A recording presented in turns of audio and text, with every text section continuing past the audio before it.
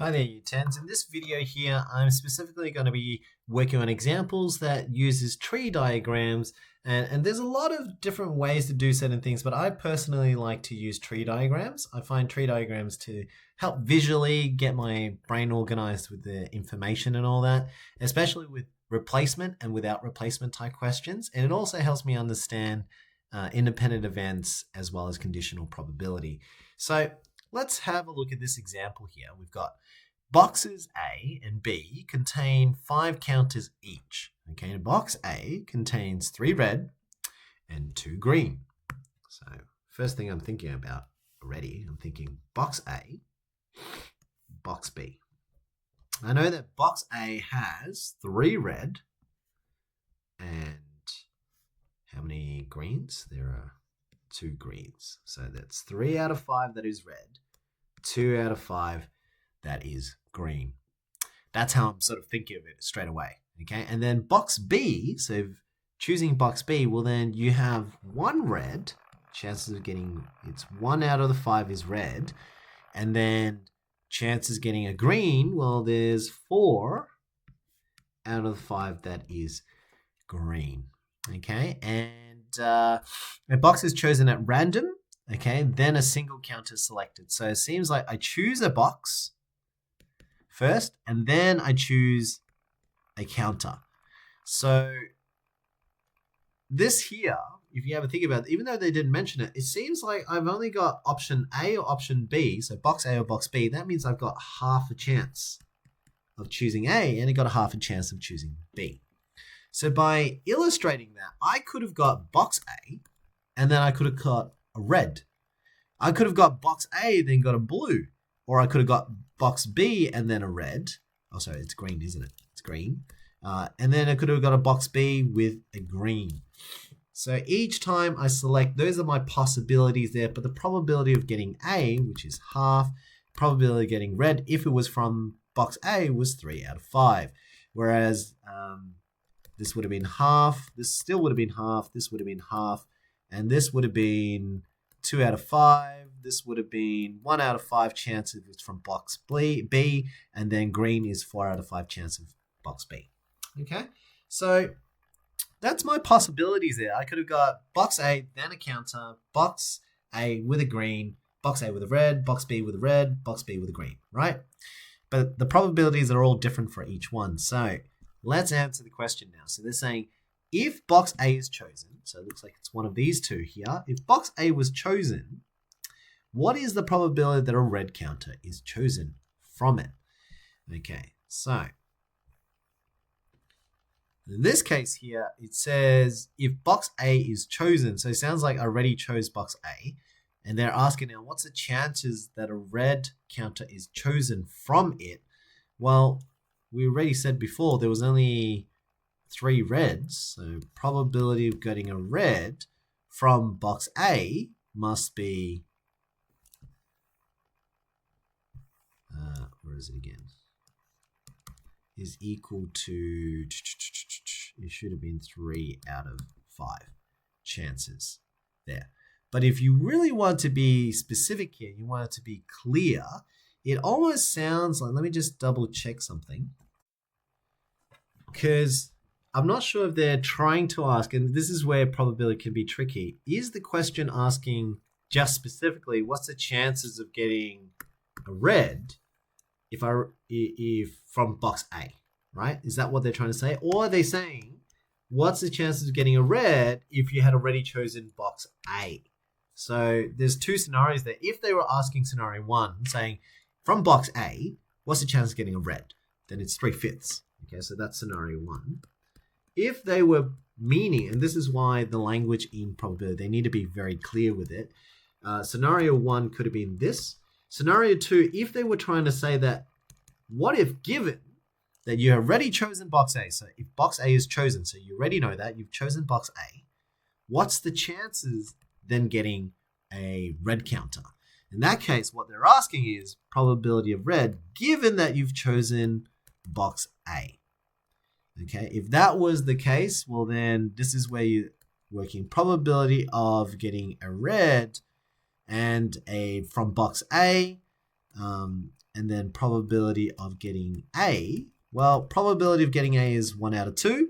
And then probability of getting a red, and it's from box A, well, we already know that's 3 out of 5 by half. Okay, if you're wondering why I said times half, is because to get a red, given that you got box A, because you could have got a red given that you got a box B, so it's red given A, well, you got half a chance, and then, so and then means you got now 3/5 of a chance of the half. So hence it's 3/5 times half there. Okay, so that's what you need to realize there, if that was what scenario B was actually asking. So then you'd have to do 3/5 times half, or chance of getting half, A is half, and then times that by the chance of getting a red counter. And that would have gave you 3 out of 10 divided by half, which actually still works out to be 3/5. Okay, because when you divide, you flip, and then 2 out of 10. So you still get 3/5. So it seems like both scenarios are still 3/5. So maybe it doesn't matter. Okay, and then same thing with the second scenario. If B is chosen, what is the probability that a red counter is chosen from it? So it sounds like, again, probability of B, if you already know, sorry, not probability of B, a red counter, if you knew it was from box B. So if you knew it was from box B, well, the red counter is only, let's have a look at it again, that would be 1/5. There's only 1/5 of a chance of getting that. And again, if you want to use the conditional probability of getting a red counter, given that you had got a B first. So if you knew that you got a B, so it's half a chance of getting a B. And then for you to get a red, it's half times 1/5. And you can see here, half divided by a half will cancel out. And so actually you still get 1/5. Okay, so you got 1 out of 5 chance there. Then you go on to the third example. What is the probability of selecting box B and a red counter? So this is different. This is saying that what's the probability of getting, so box B. So you want to get box B, and so then you're going to get a red counter. So we already know that to get a red counter was only 1 out of 5 for box B, and the chance of getting a box B is half. So you've got a 1 in 10 chance for that to occur, because you got 50% chance, and out of that 50% chance, you're going to get 1/5 of the 50% chance. 1/5 of it is 1/10. Okay, there we go. So that's the probability of getting box B and then a red. Okay, so it's half times a fifth, or another way of thinking about it, if you're looking at the tree diagram, you can see probability of getting box B is half, and then probability of you getting a red, that's 1/5. So 1/2 times 1/5 gives you 1/10. So that's probability of B intersection red, and that gives you 1/10. Okay, which is really this one. You times those two together. And then your last one is down here. What is the probability of selecting a red counter? So you're really now just saying, I don't care which box you get it from. I just want to know what's the chance of getting a red. Well, let's have a look. To get a red, you had to pick it from box A, and then you get a red, right? Well, that chance occurs as probability of A, and then you get a red, which is half times 3/5, which is, you got 3 out of 10 chance. And then the only other way to get a red is if you picked from box B and you got a red, and we knew it's 1 in 10 chance. So together, the total probability of getting red is 3/10 plus 1/10, because you got two probability or two scenarios there. So it should be saying probability of getting A, box A, and then a red, and then a red counter, plus probability of B, and then getting a red, which we know now is 3/10 plus 1/10. So in total, you get 4/10 or 2/5. You got 2/5 of a chance of getting a red. Okay. And there you go. That's how you would do a tree diagram for that example there. Let's do another one. Let's do this one. So this now is a bag contains 4 blues and 5 whites, and is that it?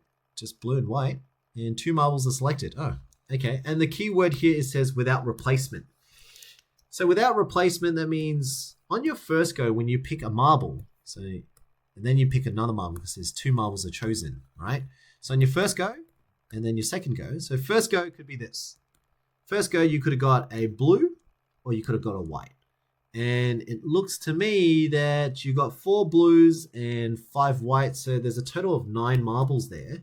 You could have got 4 blues, or you could have got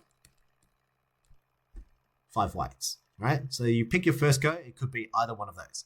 After you pick your first one, well, now here's your second. Let's say you got blue on the first go. Then again, how many blues and how many whites are left over? Well, if you chose a blue on the first go, because it's not replacement, right? So without replacement, then that means there's only 3 blues left out of 8, because you already picked one out. Remember that? And then this one, well, how many whites? Well, you didn't touch the whites, so it's still 5 out of 8. So you still have 5 whites left, but you've taken 1 blue, so that's why it's 3 blues. So 3 plus 5 is 8 counters in total, or 8 marbles in total.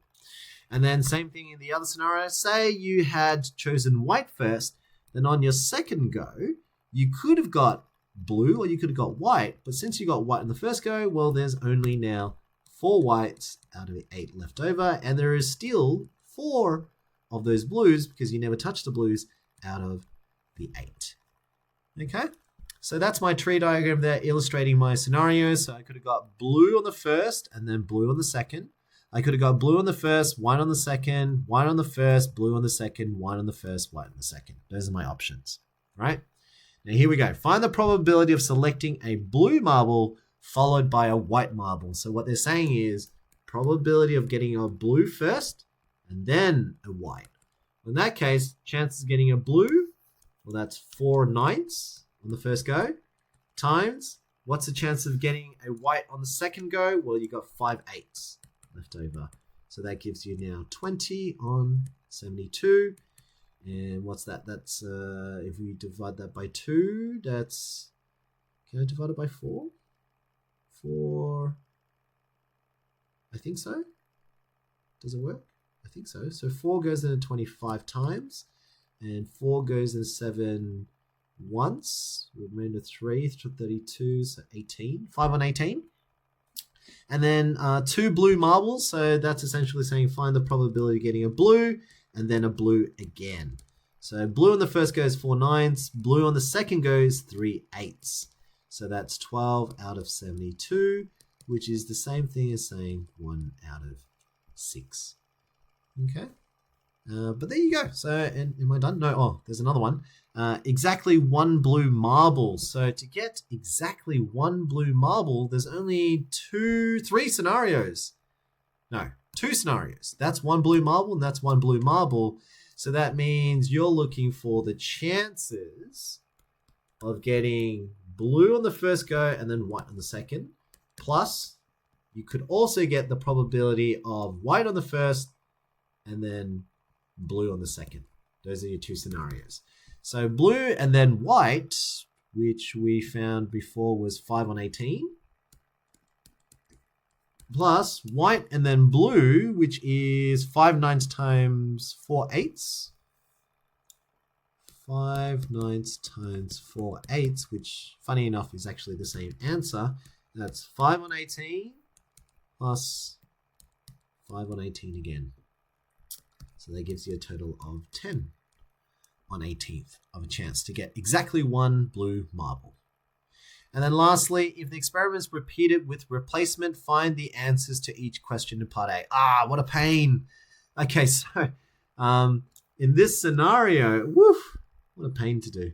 All right, I'm going to draw the tree diagram again. So the only difference now is, what if you had chances getting a blue, chances getting a white? So we knew it was 4 out of 9 and then 5 out of 9, right? For white. Well, then with replacement, it means that the blue is always replenished. So you still have 4 out of 9 chance. Still 9 marbles are there. And then white is now 5 out of 9. This is now blue, white. So this is still 4 out of 9 and this is still 5 out of 9. So to answer the questions there, AI will be probability B and W. Well, that's just 4 9ths times 5 9ths. So that's 20 out of 81 now. Can't be bothered simplifying. Let's just leave it as that. BII, what's that? Probability of getting 2 blues. So 2 blues would be 4 over 9 squared, or 4 over 9 times 4 over 9, which is 16 on 81. And then if you would do the third one, exactly 1 blue, well, exactly 1 blue, the only difference, oh yeah, you still got to do BW, B and W plus W and then white. I mean blue. Let me just fix that again. Probability of white and then blue. Hopefully up to this point you kind of got the gist of it. But blue, you got 4 ninths times 5 ninths. And this should still be the same. 5 ninths times 4 ninths. So actually you end up with the similar answers, just that the denominator is out of 81. So it's 20 plus 20 on 81. So it's really 40 out of 81. That's your chances. And that's the difference between with replacement and without replacement. So it changes whether the number of marbles decrease over time or whether the number of marbles is exactly the same. Okay, but that's it for today. That's exercise 8F, working using tree diagrams to help you solve problems.